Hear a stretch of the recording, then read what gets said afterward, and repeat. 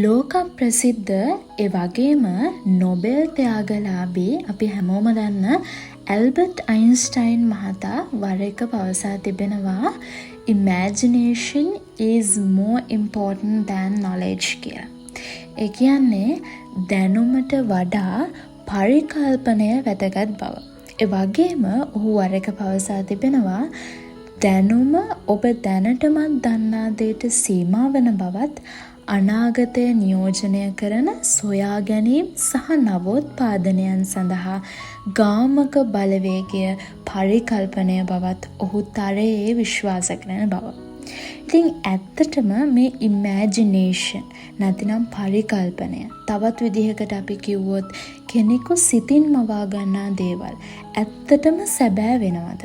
ඉතින් මෙන්න මේ කතාව පොඩ්ඩකට අහලා ඉන්නකෝ. ඔන්න එක් සෙන්නාරාමයකදී කුඩා දරුවන් දෙදෙනෙකු පැවිදි කළා.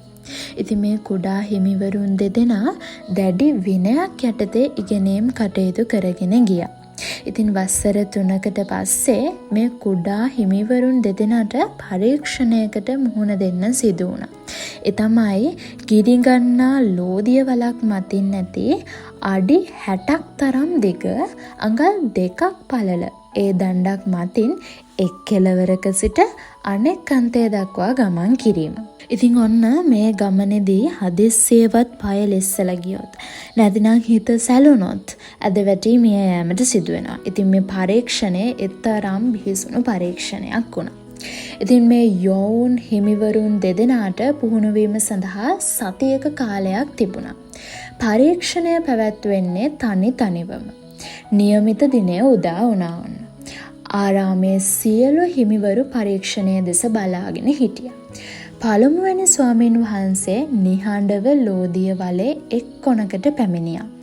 සුළු වේලාවක් දැහැන්ගතව සිට දෙනෙත් පියාගෙන ලෝදිය වල මතින් පියවරින් පියවර ගමන් කර අභියෝගය ජයගත්තා. ඉතින් පසුව දෙවැනි හිමියන් කැඳවාගෙන ආවා. උන්වහන්සේ ලෝදිය වලේ එක් පැත්තකින් හිටගත්තා. ඔන්න ඉතින් ටික වෙලාවක් බලාගෙන ඉඳලා මේ ස්වාමීන් වහන්සේත් ගමන ආරම්භ කළා. උන්වහන්සේ හිටියේ ඉතාමත් බයෙන්. අඩි කිහිපයක් ඇවිද යද්දිම ඔන්න පය ලිස්සලා ලෝදිය වලට ඇද වැටුණා. ඒත් උන්වහන්සේ පිලිසිලා මිය ගියේ නෑ. ඒකට හේතුව තමයි ඒ ලෝදිය වල කෘත්‍රිමව නිර්මාණය කරපු එකක් නිසා. ඉතින් පරීක්ෂණයෙන් පස්සේ ගුරු හිමිවරු මේ තරුණ හිමිවරු දෙදෙනා Taman වෙත කැඳවා මෙන්න මේ විදියට ප්‍රශ්න කළා. දරුවෝ, ඔබ ගිනිවල මතින් යද්දි දුටුවේ මොනවාද? පරීක්ෂණයෙන් සමත් වූ හිමි නම පළමුව පිළිතුරු දුන්නා. ස්වාමීනි, මම කිසිවක් දැක්කේ නැහැ. මම හිතින් දැක්කේ අවසන් ඉලක්කය සහ ඒ සඳහා යන මාවත විතරමයි. නැවතත් නායක හිමියන් ප්‍රශ්න කළා. ඔබ ලෝදිය වල දැක්කේ නැන්ද? නෑ ස්වාමීනි, මම එය දැක්කේ නෑ. මම ඒ ගැන නොසිතූ නිසා වෙන්නත් ඇති මම ඒක දකින්න නැතුව ඇත්තේ. කොහොමද ඔබට එහෙම වුනේ? නැවතත් නායක හිමියන් විමසුවා. පරීක්ෂණය ගැන දැනුම් දුන් දවසේ ඉඳලා මම අඩි 2ක ඒ දණ්ඩ මතින් පියවරින් පියවර පය තබමින් දෙනෙත් පියාගෙන ගොස් ඉලක්කය සපුරා ගන්නා හැටි සිතින් පුහුණු කළා. සක්මන් මළුවේදී ප්‍රායෝගිකව දිනපතා පුරුදු පුහුණු වුණා. බොහොම හොඳයි. ඔබ එයසමත් උනේ? නායක හිමියන් අනෙක් හිමි නමකින් විමසුවා. ඔන්න ඒ වෙලාවේ ඒ හිමි නම දුන්න පිළිතුර තමයි ඔබ වහන්සේ මේ පරීක්ෂණය ගැන දැනුම් දුන් දවසේ ඉඳලා මම හිටියේ ගොඩක් බයෙන්. හැමදාම මම සිතින් දැක්කේ ඒ දණ්ඩ මත මගේ පය ලිස්සලා වැටිලා මිය යන හැටි. එහෙම හිතින් හිතන වාරයක් ගානේ මට බය හිතුණා. අවිශ්වාසයක් ඇති වුණා. මව දුර්වල වුණා ස්වාමීනි, මට සමා වෙන්න. අසාර්ථක වූ හිමියන් පිළිතුරු දුන්නා මෙන්න මේ විදිහට.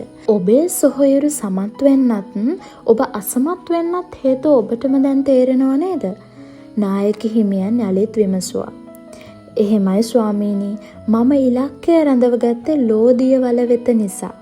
මෙන්න මේ විදිහට අර අසමත් වෙච්ච හිමි නම පිළිතුරු දුන්නා. ඊට පස්සේ නායක හිමියන් ඔවුන්ට මේක පිටිපස්සේ තියෙන මූල ධර්මය හරි අපූර්වට මෙන්න මේ විදිහට පැහැදිලි කරලා දුන්නා.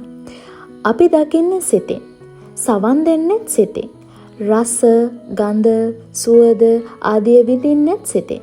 ඒ වගේම ජයග්‍රහණ, පරාජයන්, දුක, සතුට මේ සියල්ලම පළමුවෙන්ම අපි දකින්නේ සහ විඳින්නෙත් සිතින්.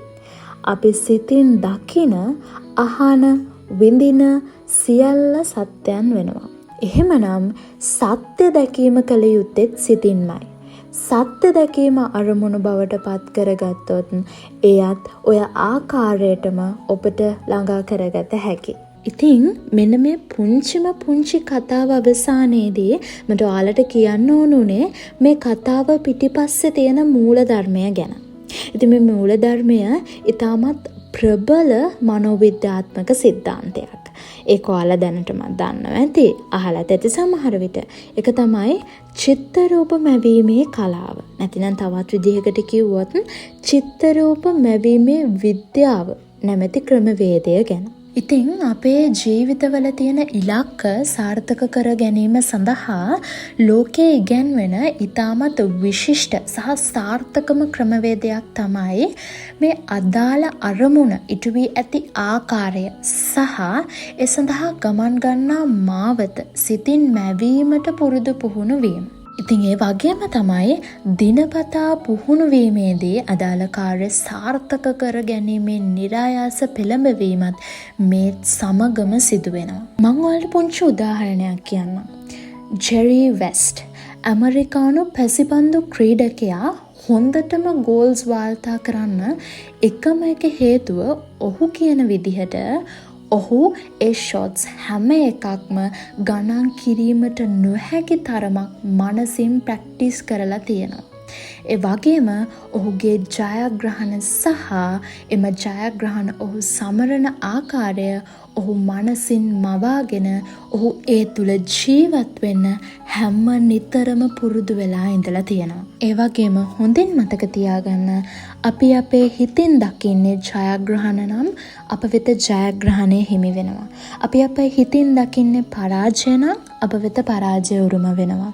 අප හිතින් දකින්නේ සිතේ තැවුල්, අසනීප, දුක් දුම්නස් ආදිය නම් අප වෙත ඒ සියල්ල ළඟා වෙනවා.